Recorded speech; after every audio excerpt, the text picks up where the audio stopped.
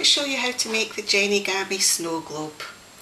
This comes in 3 parts. You have the base, you have the actual globe, and you have a range of things that you can dangle inside. This one, as you'll see, I've got a Jenigami snowflake, which there is another template for.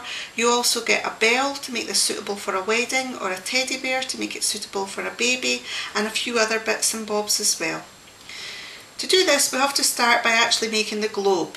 If I was to show you how to do this in this acetate material, I don't think you'd see it very well on camera, so I'm going to show you just cut from plain white card in the first place. All the parts you need 4 of these sections that have all these slots cut out top and bottom. You need 2 of these sections that have 6 slots coming off the centre hole and 2 either side. You need 2 of these sections that have 6 slots on the outside and 2 slots either side. And then you need your 2 main parts. One part is similar to these parts here, only a little larger, and exactly the same size as your main section here, which has 2 feet coming off the bottom. This is the part that you will dangle your chosen Jenigami or something else from the centre here. There's just a tiny hole and a slot, and you can do this at this stage, but I find it easier to do it once you've actually built your design. So I'm going to take this one off for now. Now the first thing we need to do is take these 2 large sections, and we're going to take the slot in between the feet here and the slot at the top here, and then take the 2 middle slots on this one, and we're going to slot these together. Now to do this, you do have to bend the card. To make the whole of this globe, you're going to have to bend the card quite substantially, but when you're actually making it from acetate, you will find it bends it even easier.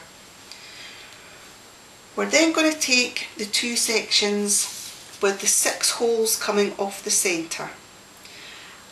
We're going to take this hole here and this hole here, and take the hole at the centre here and the hole at the centre here, and slot these together.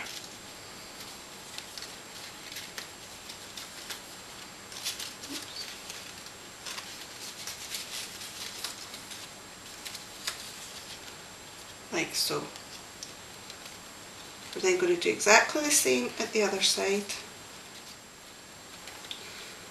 And we then have the first 3 sections going front to back and the leg section going from side to side.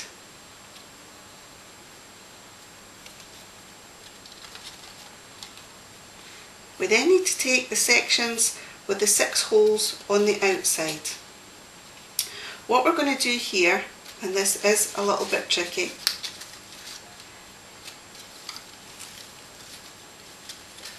sorry, my slots have just come out the bottom, that's it, sitting better now. We're going to take these top 3 slots and slot them into the 3 slots at the top of these circles, and take the bottom 3 slots and slot them into the slots at the bottom of these circles.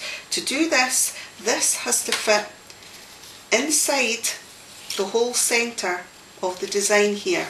So you will have to bend this to push it in to then slot it into place. But as I said, when you are using acetate, this happens really simply. So I'm going to hold this and I'm going to fold it and I'm going to push it through, and then I'm going to start to slot it into place, the different sections.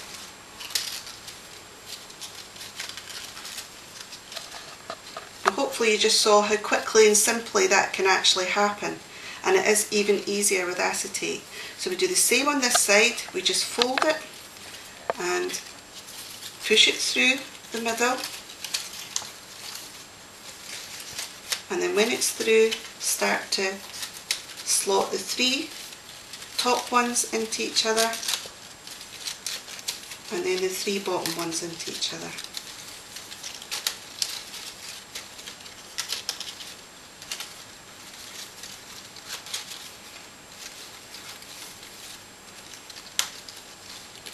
Here we go.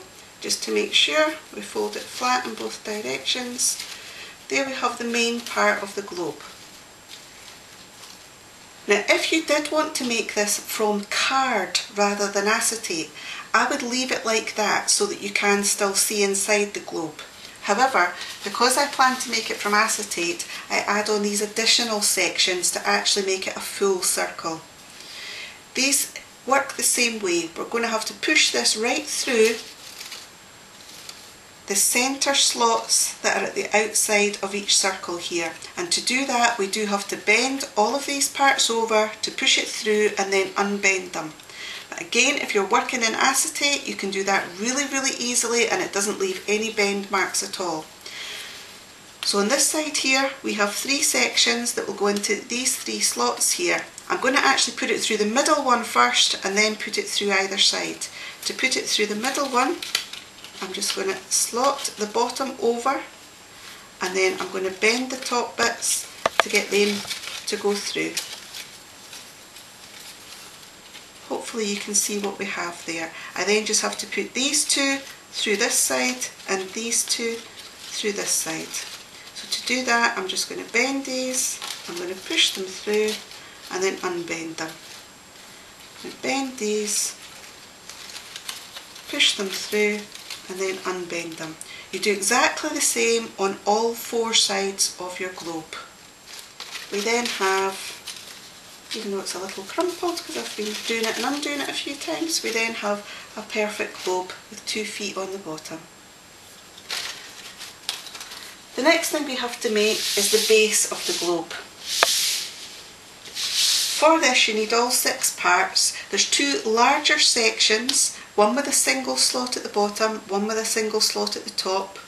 You then have 4 smaller sections, 2 with a single slot at the bottom, 2 with a single slot at the top. What we want to be able to do is to attach the globe to the base so that it doesn't fall off. Right?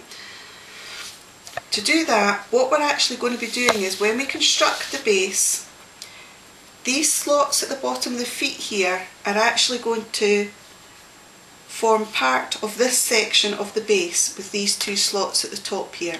If it's easier for you, feel free to attach this and glue it on if you wish. I prefer not to, but that's just me. For the sturdiest structure, it is actually better if you put one to that side of it and one to that side of it and attach them that way. That will give you the best looking structure when you actually make it. So that's what we're aiming for. To put the actual globe together, we need to take this large section and we need to take the other large section. This is a single hole at the top, this is a single hole at the bottom, and they just slot together. We don't actually have to worry about the legs when we're doing that part, but we have to worry about them now. We now want to take the 2 parts with a single slot at the bottom.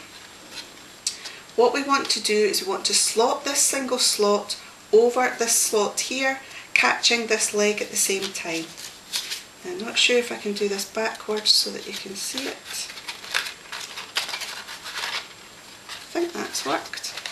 And then we'll do exactly the same at this side, only this time I've got the slot, the leg at my side. So at the centre of that one, just over and grabbing that bottom leg. Okay. So we then have 3 parts of the base going in that direction, 1 part going in side to side. You then have 2 parts left, each with 2 holes at the bottom, 1 hole at the top.